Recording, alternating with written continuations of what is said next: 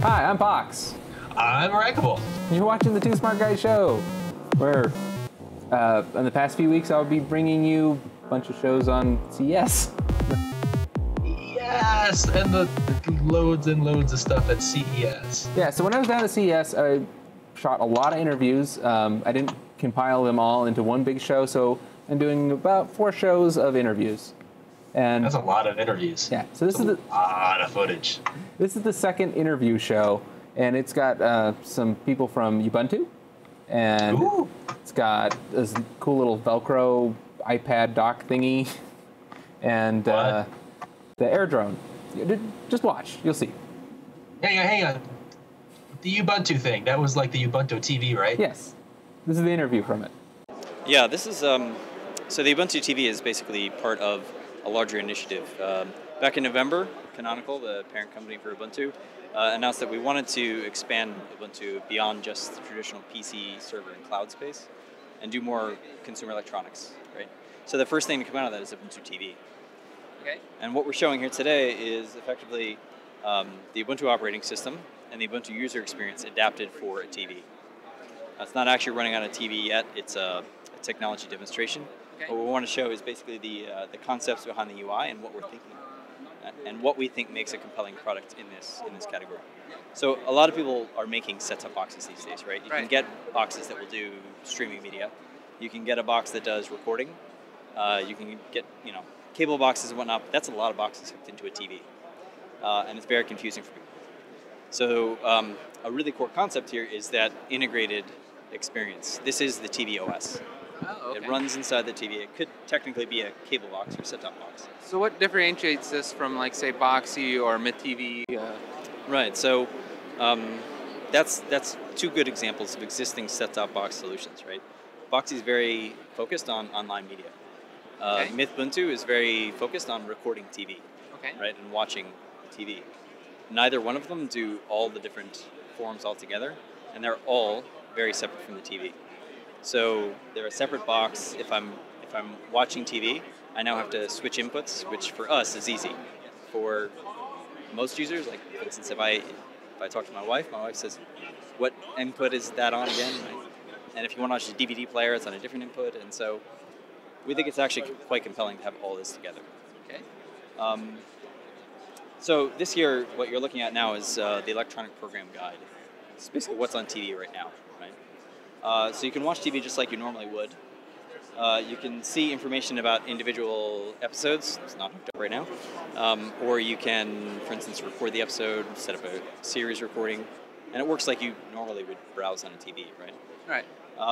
We'd like to do a little bit more to modernize that. A lot of people with cable and satellite today may have like 300 channels, right? But they watch 6. So why not make it easy to get to those 6 instead of having to scroll through 300 channels, right? Okay. So we want to find ways to do that. But the other thing is, so now you've set up some series recording, or you just want to watch a movie, right? You don't think, I want to watch an online movie. You think, I want to watch a movie.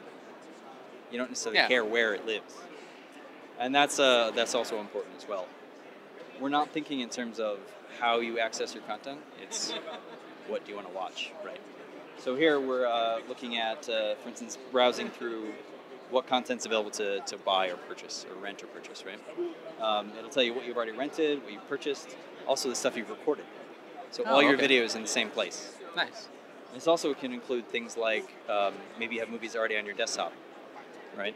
Or through Ubuntu One, we've already got clients for things like iOS, Android devices for Windows. And that means that as I take pictures on my phone, they're uploaded to Ubuntu One. I can see them on here. What is that? Ubuntu One? Ubuntu One is it's a cloud service. Oh, okay. Right? So at its base level, it's online storage. So you get 5 gigs of online storage free, and then you could subscribe to, for instance, the mobile package, and you get 20 gigs of storage plus streaming music to any Ubuntu One connected device. Nice.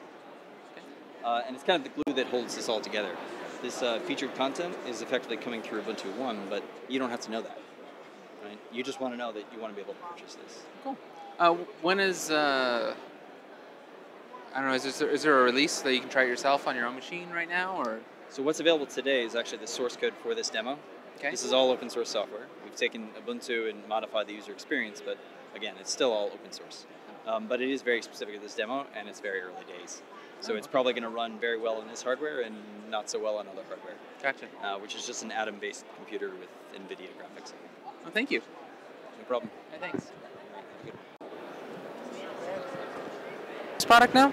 This is a universal standard hanger built through Velcro and Goodwill Industries, so it is all made in America.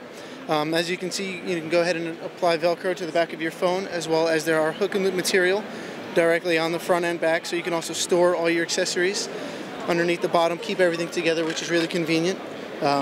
Basically use it anywhere, planes, trains, automobiles.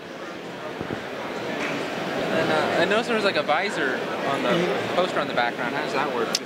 Yeah, basically, for anything in your cars, visors, you go ahead and attach Velcro, then you connect the hanger directly. You can then also go ahead and use it, for your GPS, put it right on your dashboard, and attach it. What is the cost of it? The cost of the vertical model is $29.95, and then the cost of the horizontal is $34.99. Where is it available? Right now, actually, we just released it here at the CES show. It is available online at viewermate.com. All right, so what's new this year with the AirDrone?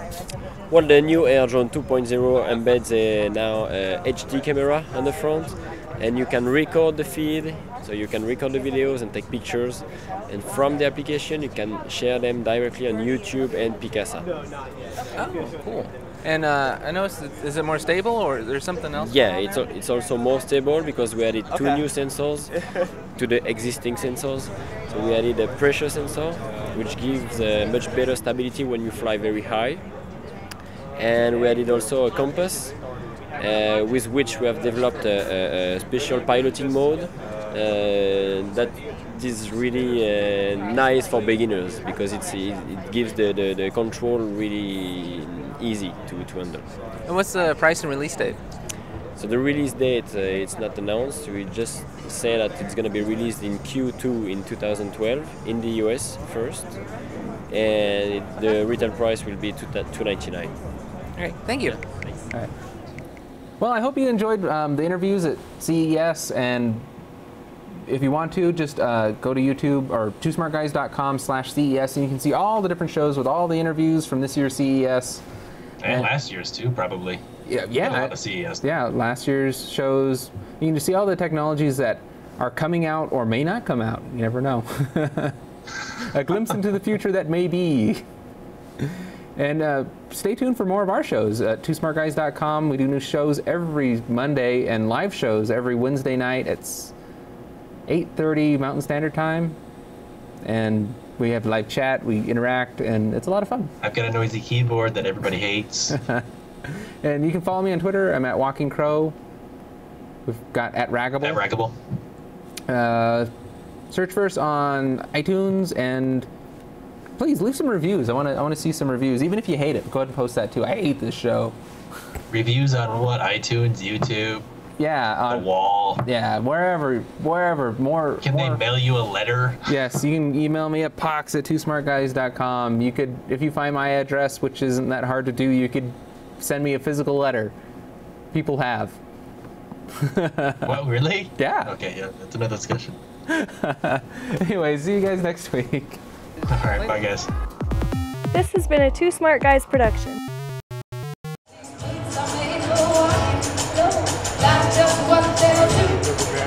One of these days, these boots are gonna. Yes, you are. Gonna walk right over these. Thank you, ladies. Give them a round of applause. You know they're hot. It's hard to wear those shorts that early.